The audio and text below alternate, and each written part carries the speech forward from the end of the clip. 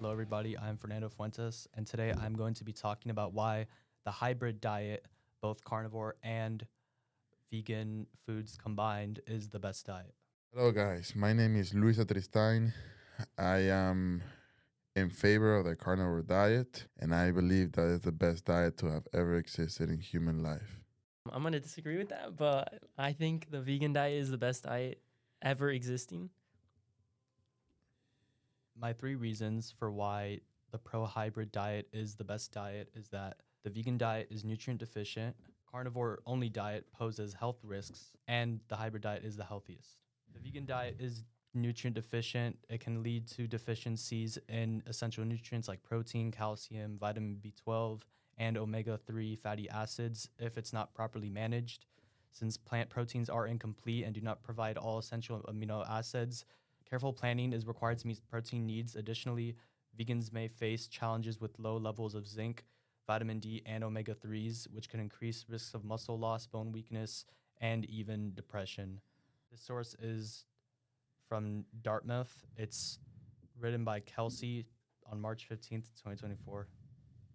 Another thing that I also wanted to say is that a carnivore only diet which focuses solely on animal products poses significant health risks due to the lack of nutrients found in plant based foods. So it's deficient in dietary fiber, which is crucial for gut health, and also misses out on antioxidants like carotenoids and polyphenols, which help reduce the risk of chronic diseases like type 2 diabetes and cancer. Additionally, high levels of saturated fat and cholesterol in a carnivore diet can increase the risk of heart disease. And that is from Kelsey from Dartmouth. And then the reason why the hybrid diet is the healthiest is because it is a balanced diet. By eating whole grains, fruits, vegetables, lean proteins, and healthy fats all at the same time, it'll provide your body with essential vitamins, minerals, and phytonutrients. And that is from Nancy Oliveira at Harvard. I like that, Fernando. I like that point of view of yours specifically for the hybrid diet, even though many of us do not practice into it, but you have some valid points. So I would like to hear now Lucas' side on the vegan diet and see Yeah. how nutritious it is. Yeah, so the main part of vegan diet is it goes under two main points, which first being it's very, very environmentally friendly. And secondly, it is very, very healthy. The physical health is one of the main factors that veganism is very prominent in. It can prevent many diseases, such as type 2 diabetes, cardiovascular diseases, stuff like that. That was stated by Pi A. Bash, K. Jonier A., and Beanstalk J. in 2022, March 14th, on the source Good for the Planet and Good for Our Health, the evidence for whole foods based plant diets. They also cause glucose lowering and insulin sensitive effects, which can affect many people because a lot of people have diabetes and stuff like that. That was stated by a source from Harvard, which is Vegetarian and Vegan Diets Benefits and Drawbacks, stated by Wang T. Massadunskas, A. Weilet, and Fonta L. It can also help with weight management since we are not eating that much sugars. It's mostly carbs, which can decrease diet and can increase your productive physical health, stated by Craig W., Jay Bangles, R. Frenzen, and many more authors on the safe and effective use of plant-based diets with guidelines for health professionals, stated in 2021, November 19th. MDPI. Wonderful. Really good insight into the vegan diet. But now let's talk about the good stuff. So you see, many of you may know that I'm into the carnivore diet. I believe it's one of the best diets, and I will tell you why right now. First, about the weight loss.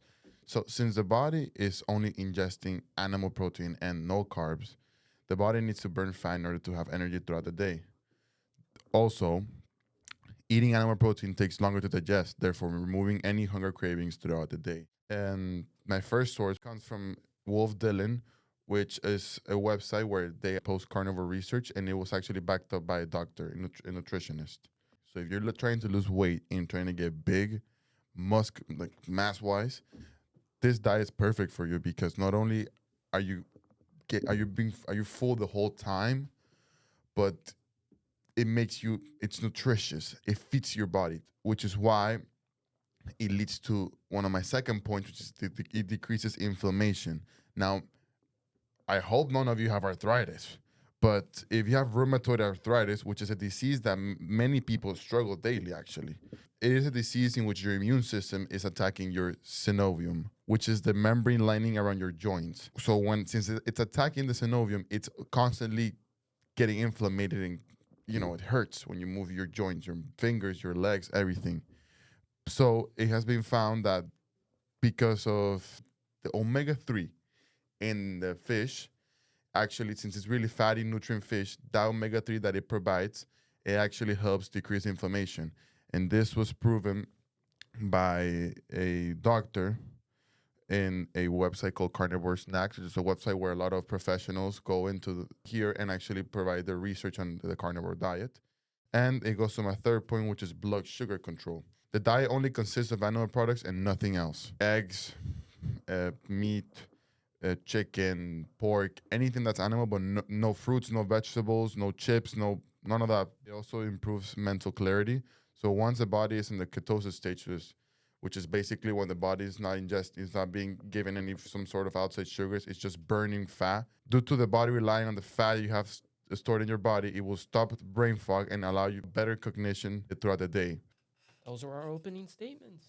Nice. Now rebuttals. It's time to fight. The vegan diet is nutrient deficient because it leads to deficiencies in nutrients like protein, calcium, vitamin B12, and omega-3 fatty acids.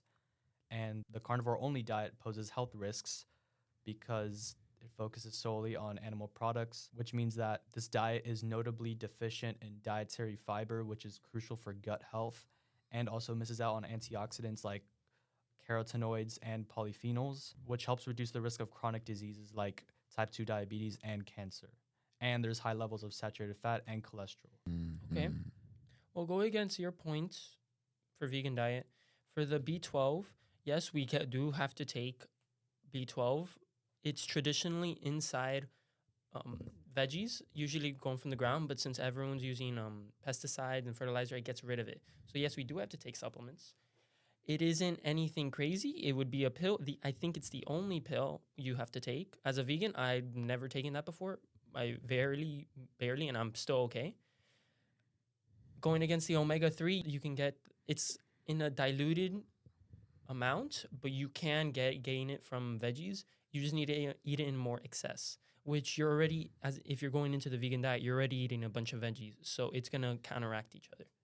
So yes, the carnivore diet, as you can see, we don't eat vegetables, we don't eat fruits. No, it's just animal products. So there's no outside fibers getting in to help our gut. That is true, but there's something called Metamucil, where it's a little powder you put in your drink, you drink it, and that helps your gut. It's really good for you. Many of the vegans, a lot of the people that are doing strict carnivore diets, they tend to take a lot of Metamucil every day, basically, so they can digest their food properly. I have another rebuttal against the carnivore diet. Go for it. How are you getting your sugar? Because I know the carnivore diet can decrease your weight drastically. I've seen it in person, and it's a complete difference, which it's not as fast as in a vegan diet. How are you dealing with the sugar that you're not getting? People are getting the sugars through honey. Now you see, oh yeah, honey comes from plants and everything, but it's not meat, but it's a plant-based item, yeah. Basically made through bees.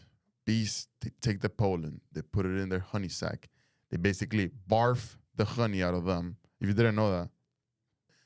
The closest thing to a natural sugar, to a carnivore sugar, let's say, is through honey.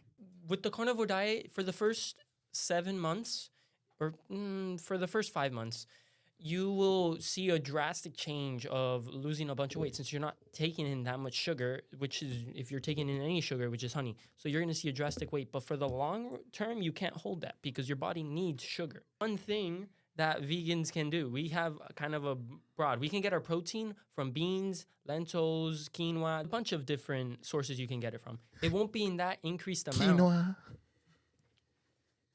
You can get your sources from decreased amount compared to the meat, but you can still get protein. You can still increase weight. You can still keep a healthy diet. The good thing about the carnivore diet is that you just have to know where to buy the meat.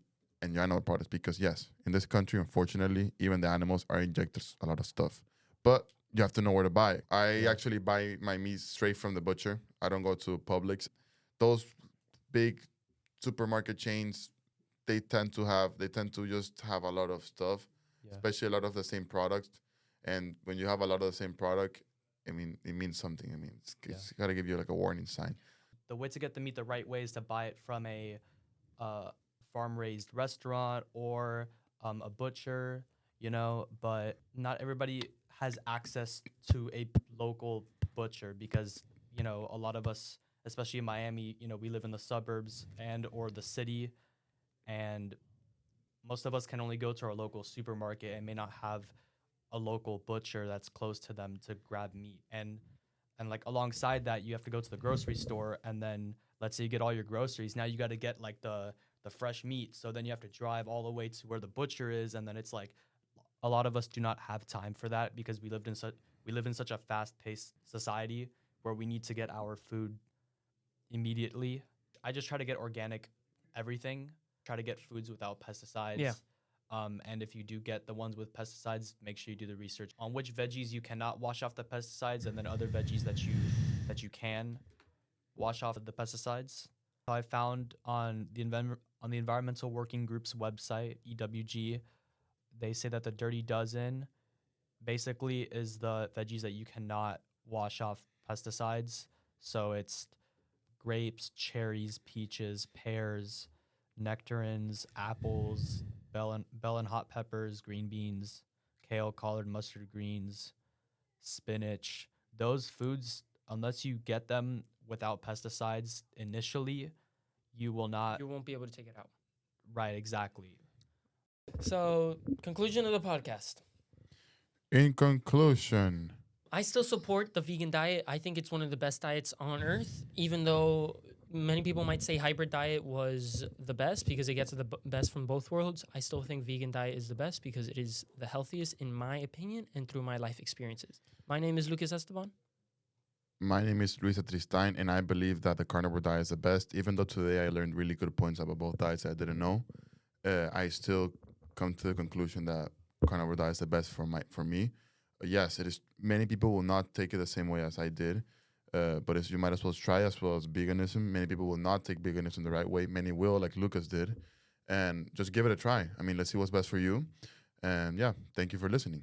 I am Fernando Fuentes, and honestly, the best thing about having the hybrid diet is that you get the best of both worlds while staying the healthiest because you get the most nutrition since you are getting it from all types of foods and not just on one type of food or the other. Too much of anything is a bad thing. So if your diet strictly consists of meats, you're always going to be missing something that the plant-based diet has.